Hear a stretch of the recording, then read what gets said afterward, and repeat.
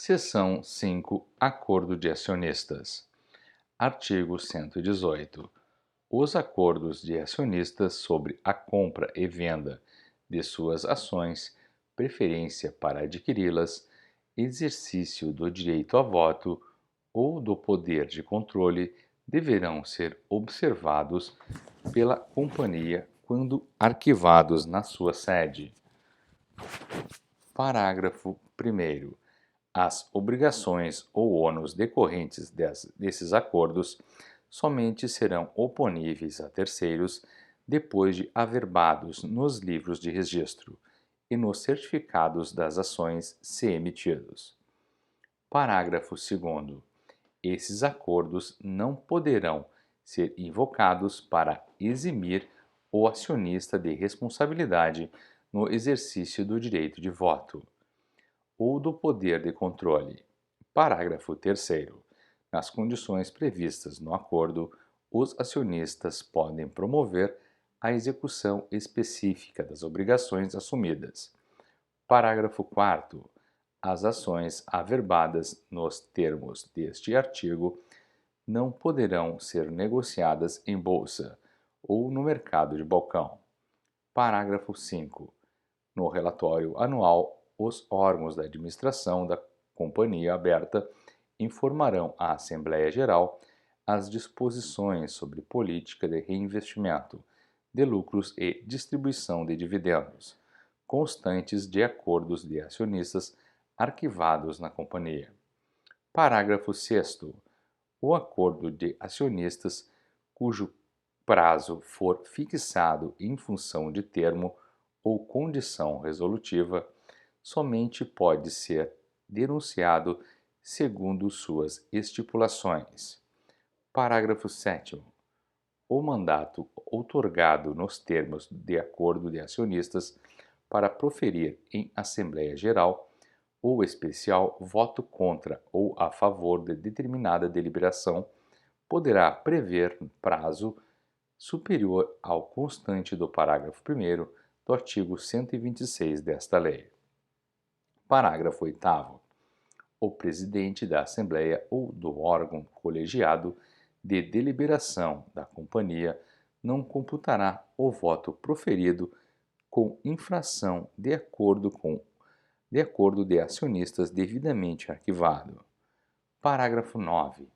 O não comparecimento à Assembleia ou à reunião dos órgãos de administração da companhia, bem como as abstenções de voto de qualquer parte de acordo de acionistas ou de membros do Conselho de Administração eleitos nos termos de acordo de acionistas, assegura à parte prejudicada o direito de votar com as ações pertencentes ao acionista, ausente ou omisso, e no caso de membro do Conselho de Administração, pelo conselheiro eleito com os votos da parte prejudicada. Parágrafo 10. Os acionistas vinculados a acordo de acionistas deverão indicar no ato de arquivamento representante para comunicar-se com a companhia para prestar ou receber informações quando solicitadas. Parágrafo 11. A companhia poderá solicitar aos membros do acordo esclarecimento sobre suas cláusulas. Seção 6. Representação de acionista, residente ou domiciliado no exterior. Artigo 119. O acionista residente ou domiciliado no exterior deverá manter no país representante com poderes para receber citação em ações contra ele propostas, com fundamento nos preceitos desta lei. Parágrafo único. O exercício no Brasil de qualquer dos direitos de acionista confere ao mandatário ou representante legal qualidade para receber citação judicial. Seção 7. Suspensão do exercício de direitos. Artigo 120. A Assembleia Geral poderá suspender o exercício dos direitos do acionista, que deixar de cumprir obrigação imposta pela lei ou pelo estatuto, cessando a suspensão logo que cumprida a obrigação. Capítulo 11. Assembleia Geral. Seção 1. Disposições Gerais. Artigo 121. A Assembleia Geral, convocada e instalada de acordo com a lei e o estatuto, tem poderes para decidir todos os negócios relativos ao objeto da companhia e tomar as resoluções que julgar convenientes à sua defesa e desenvolvimento. Parágrafo 1º. Nas companhias abertas, o acionista poderá participar e votar à distância em Assembleia Geral nos termos do disposto da regulamentação da Comissão de Valores Mobiliários. Parágrafo 2º. Nas companhias fechadas, o acionista poderá participar e votar à distância em Assembleia Geral, nos termos do disposto na regulamentação do Departamento Nacional de Registro Empresarial e integração da Secretaria Especial de Desburocratização, Gestão e Governo Digital do Ministério da Economia. Competência privativa. Artigo 122. Compete privativamente à Assembleia Geral. Inciso 1. Reformar o Estatuto Social. Inciso 2. Eleger ou destituir a qualquer tempo os administradores e fiscais da companhia, ressalvado o disposto no inciso 2 do artigo 142. Inciso 3. Tomar anualmente as contas dos administradores e deliberar sobre as demonstrações financeiras por eles apresentadas. Inciso 4. Autorizar a emissão de debêntures, ressalvado o disposto nos parágrafos 1, 2 e 4 do artigo 59. Inciso 5. Suspender o exercício dos direitos do acionista. Inciso 6. Deliberar sobre a avaliação de bens com que o acionista concorrer para a formação do capital social. Inciso 7. Autorizar a emissão de partes beneficiárias. Inciso 8. Deliberar sobre transformação, fusão, incorporação e cisão da companhia, sua dissolução e liquidação, eleger e destituir liquidantes e julgar-lhes as contas. Inciso 9. Autorizar os administradores e confessar falência e pedir concordata. Parágrafo único. Em caso de urgência, a confissão de falência ou o pedido de concordata poderá ser formulado pelos administradores, com a concordância do acionista controlador, se houver convocando-se imediatamente a Assembleia Geral, para manifestar-se sobre a matéria. Competência para a convocação. Artigo 123. Compete ao Conselho de Administração, se houver, ou aos diretores, observado o disposto do Estatuto, convocar a Assembleia Geral. Parágrafo único. A Assembleia Geral pode também ser convocada, alínea A, pelo Conselho Fiscal, nos casos previstos no número 5 do artigo 163. Alínea B, por qualquer acionista, quando os administradores retardarem por mais de 60 dias a convocação, nos casos previstos em lei ou no estatuto. Alínea C, por acionistas que representem 5% no mínimo do capital social, quando os administradores não atenderem no prazo de 8 dias a pedido de convocação que apresentarem devidamente fundamentado com indicação das matérias a serem tratadas. A linha D, por acionistas que representem 5% no mínimo do capital votante ou 5% no mínimo dos acionistas sem direito a voto, quando os administradores não atenderem no prazo de 8 dias a pedido de convocação de assembleia para instalação do Conselho Fiscal. Modo de convocação e local. Artigo 124.